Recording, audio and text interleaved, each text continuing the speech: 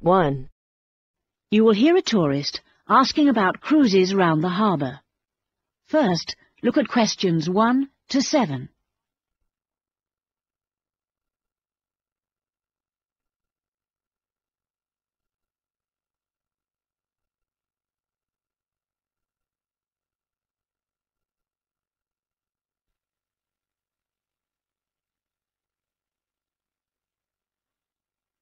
Now listen to the first part of the conversation and complete questions 1 to 7 on the table.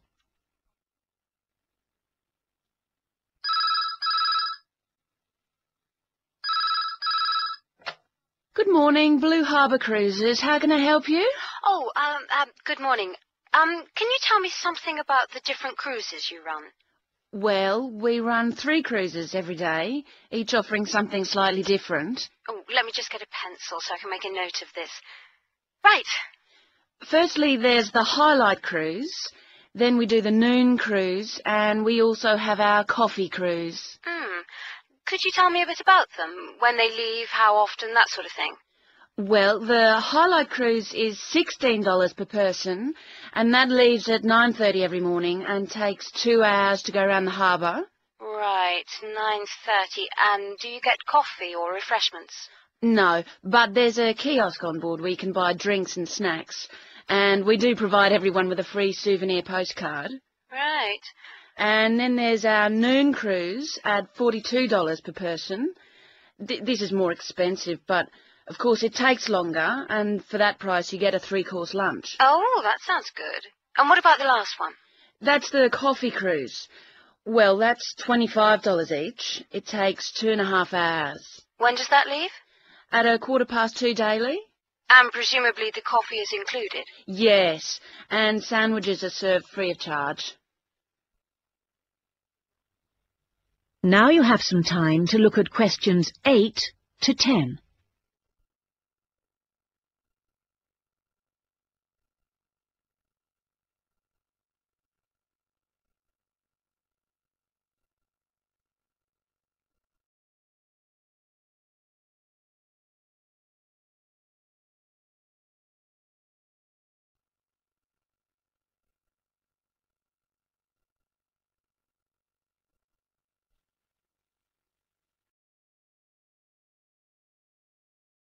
As you listen to the rest of the conversation, answer questions 8 to 10. I think the coffee cruise would suit us best, as lunch is included at the hotel. Can I book for 2 people for tomorrow, please? No need to book, just be down at the quay at 2 o'clock. All our cruises depart from jetty number 2. Can you tell me where that is exactly? Yes, number 2 jetty is opposite the shops. It's clearly signposted. Right. And can you tell me, is there a commentary? Yes, there's a commentary on all the cruises. Is it possible to listen to the commentary in Japanese? My friend doesn't speak much English. It's in English only, I'm afraid, but the tour guides usually speak some Japanese, so she'll be able to ask questions. Oh, fine. Oh, and one other thing. I should just mention that it gets extremely hot on the upper deck at this time of year, so it's a good idea to wear a hat. Otherwise, you could get quite badly sunburnt. Right, I'll remember that. Thanks very much.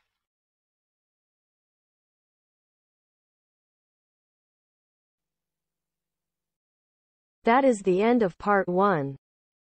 You now have half a minute to check your answers.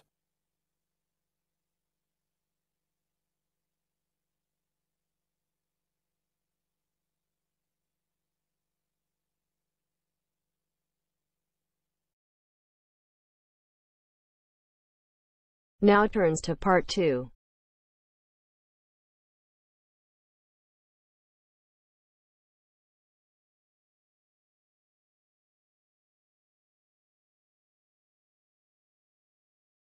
You are going to hear a guide named Matt who is introducing their trip in Wildlife Haven. Now you have some time to look at questions 11 to 15.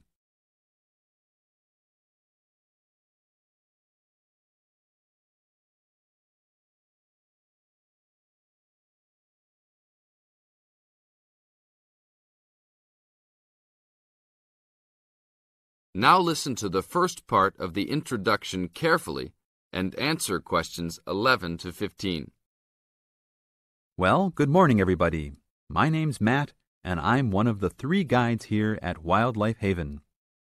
Our job is to make sure that you all have a great time here with us and go home feeling happy and relaxed.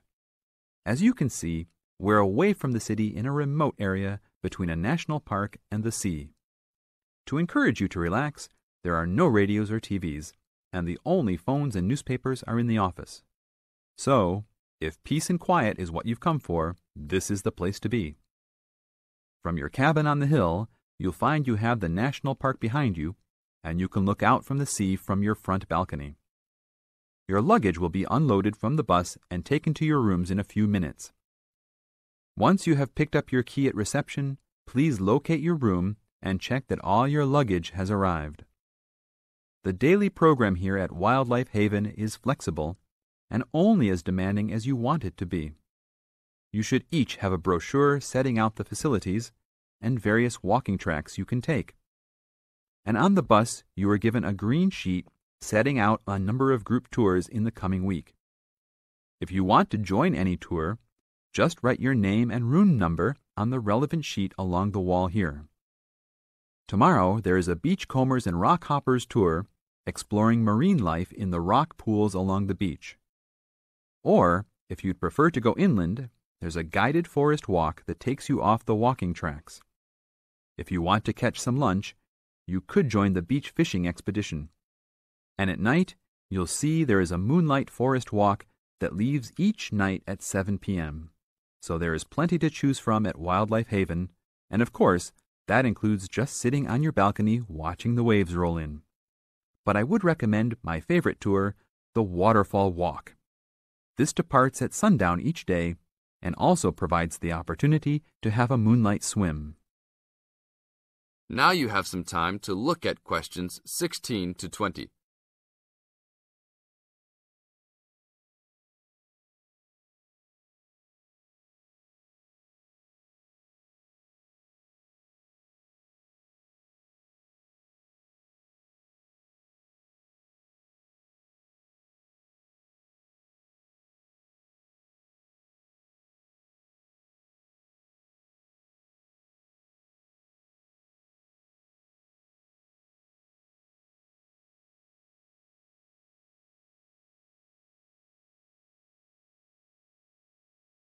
In the second part of the introduction, you are going to get some advice from Matt. Listen carefully and answer questions 16 to 20. You've chosen to visit us in January, which is one of our hotter months. And although you may be tempted to wear a minimum of clothing, you should always take precautions against injury, particularly in the national park. This includes sensible footwear. You'd be surprised how many of our guests ignore this advice and end up being sorry. And socks are a good idea too. And even though you might be under trees a lot of the time, it's a good idea to wear a hat in this hot climate. There's no need to be too concerned about walking in the national park, provided you use common sense. It's true that there are poisonous spiders in the park, but they are really more frightened of you than you are likely to be of them. I should also warn you against eating any wild berries. Some are edible, but you should avoid them all. We'll provide all the food you can eat. Well, that's about all for now. Dinner is from 6 to 8 p.m. in this building. That is the end of part 2. You now have half a minute to check your answers.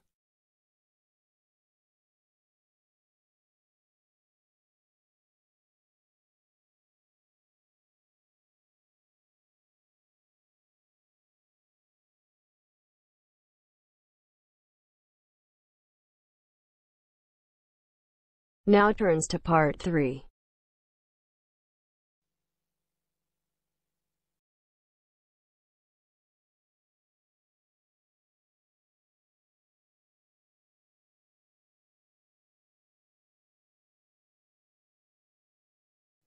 You will hear 2 university students, Phil and Stella, talking to their tutor about their research project. First, you have some time to look at questions 21 to 27 on pages 69 and 70.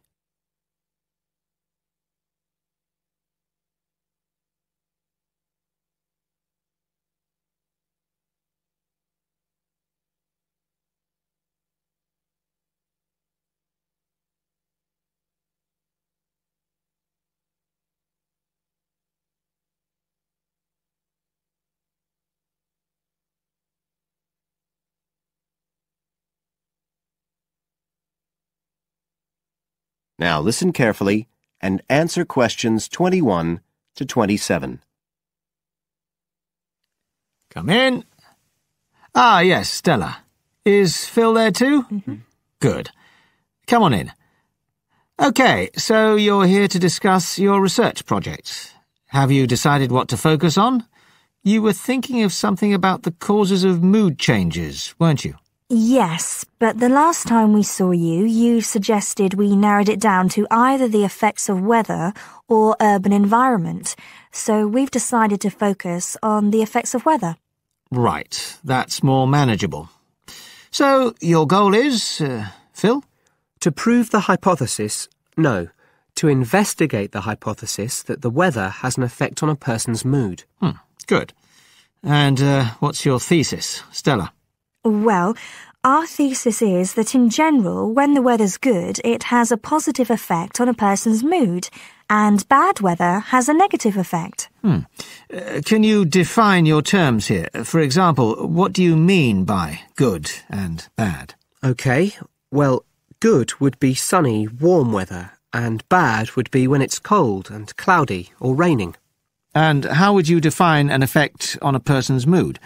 What would you be looking to find? An effect on the way a person feels. A change in the way they feel? Like from feeling happy and optimistic to sad and depressed. Right. And what sort of weather variables will you be looking at? Oh, sunshine, temperature, cloudiness, precipitation, among others. It'll depend a bit what the weather's like when we do the survey. Fine. We'll talk about that in a minute. But first, what about background reading? I gave you some suggestions. Did you manage to read any of it? Yes.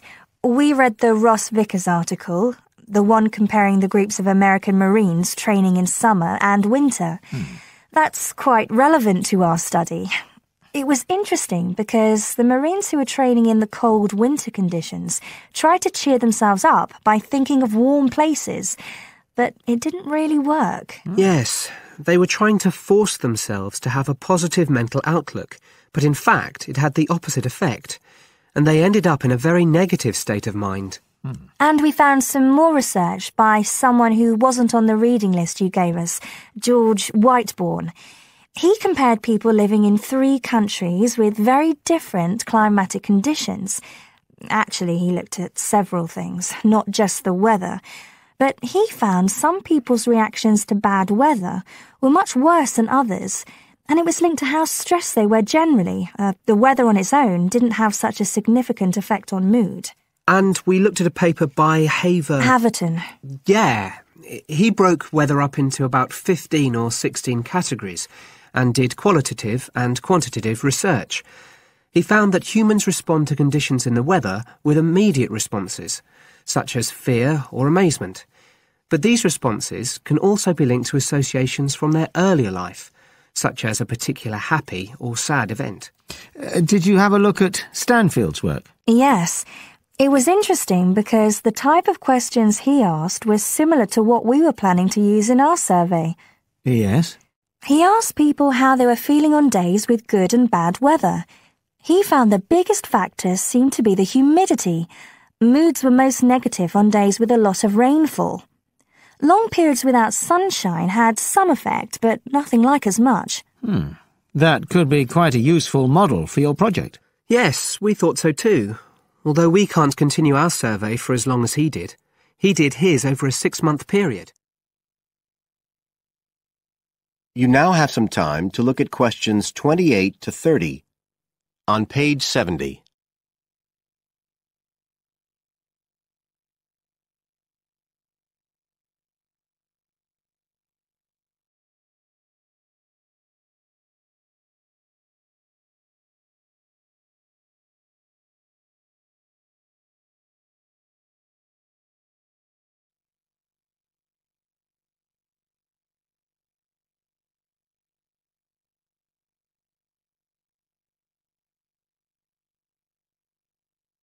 Now listen and answer questions 28 to 30. Right. Well, you've made quite a good start. So, where are you going from here? Well, We've already made the questionnaire we're going to use for the survey. It's quite short, just 8 questions. We're aiming to survey 20 people over a period of 3 months from October to December. We can't specify the actual dates yet because it depends on the weather. We want to do the survey on days with a range of different weather conditions. And we'll just be working on campus, so our data will only be statistically sound for the student population here. That's okay. Have you thought how you'll determine what will constitute each aspect of weather, and how many you're looking at?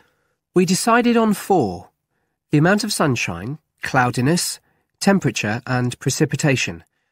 We thought we might use the internet to get data on weather conditions on the days we do the survey, but we haven't found the information we need, so we might have to measure it ourselves. We'll see.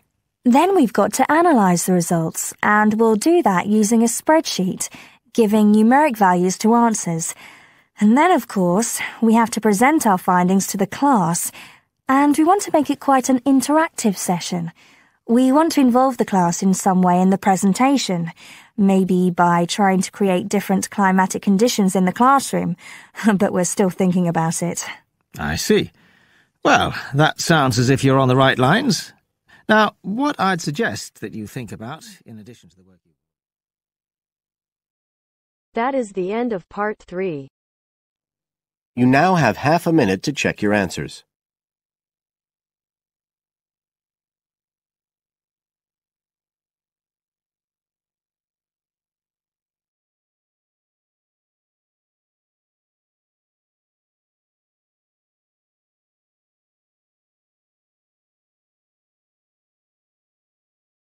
You will hear a talk about waste and waste treatment.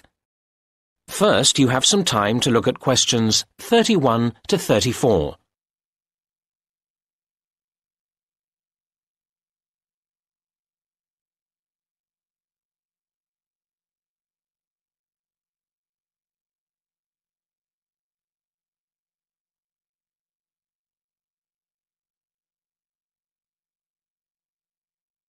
Now listen to the first part of the talk and answer questions 31 to 34. Good afternoon, everybody. Today I'll be talking about the issue of waste, which has become an immense problem in today's society. We face huge challenges in terms of reducing its creation in the first place, and then in dealing with it when it has been created. Now, the model of nature would be our ideal, a completely cyclical system in which no excess waste is generated that can't be processed by itself. However, we humans have proved, despite our apparent intelligence and ingenuity, quite incapable of achieving this. Where did it all go wrong?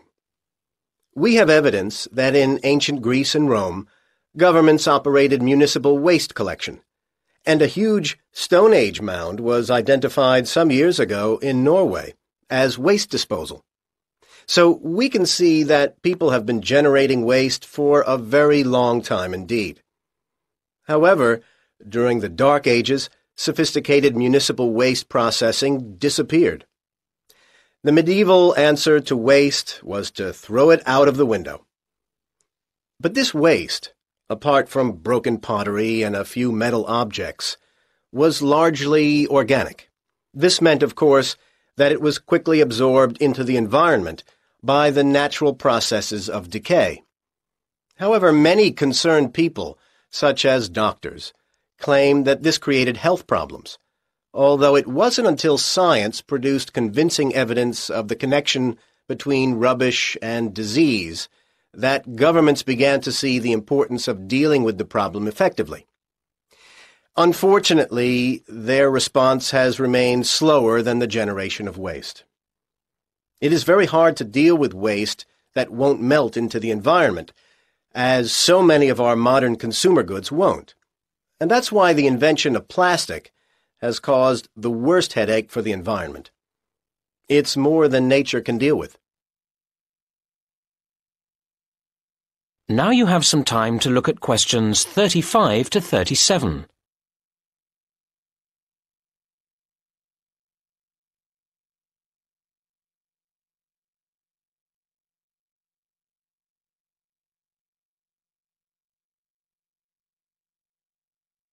Now listen to the next part of the talk and answer questions 35 to 37.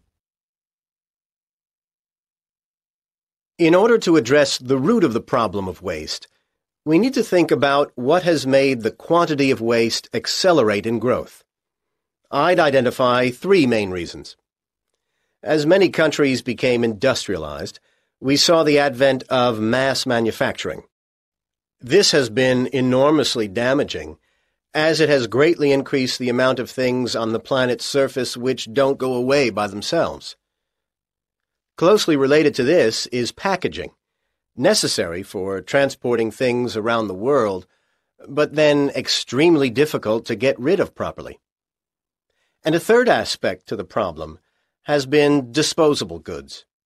We have become accustomed to so many things being to use and then discard that we find it hard to imagine life without them.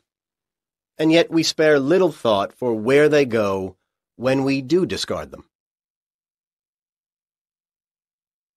Now you have some time to look at questions 38 to 40.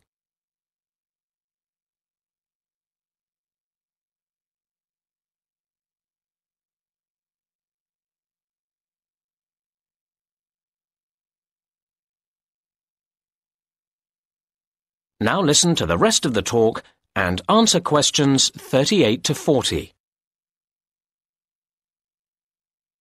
Right now, let's move on from where all this waste comes from to what is done with it all now it's here. Different countries deal with waste differently. Of course, each country also changes what it does, so the figures for waste treatment I've got here are likely to change in the future.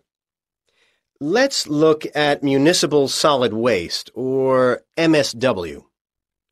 MSW is important to consider because it's effectively a measurement of consumerism, how much waste people produce that goes beyond the absolute basic requirements in life to eat and drink.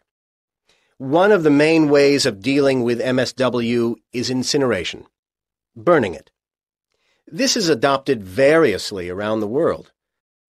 The UK burns relatively little waste, as does the US, while Denmark burns about half of all waste, and Japan uses this method for as much as 3/4. These are broad brushstrokes, of course, because an important issue is how efficient and clean the burning process is. Another major form of waste treatment is using landfill sites, basically burying the waste in the earth.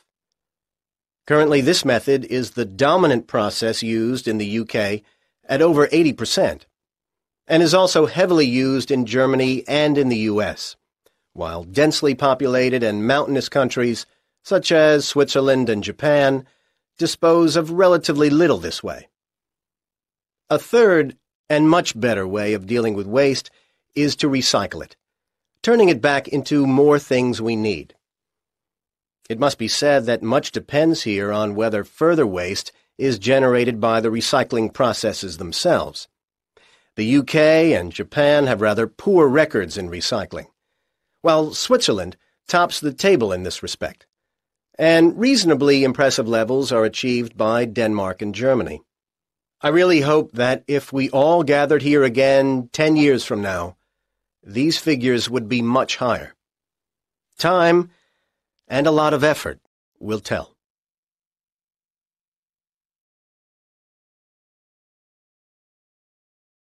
You now have half a minute to check your answers.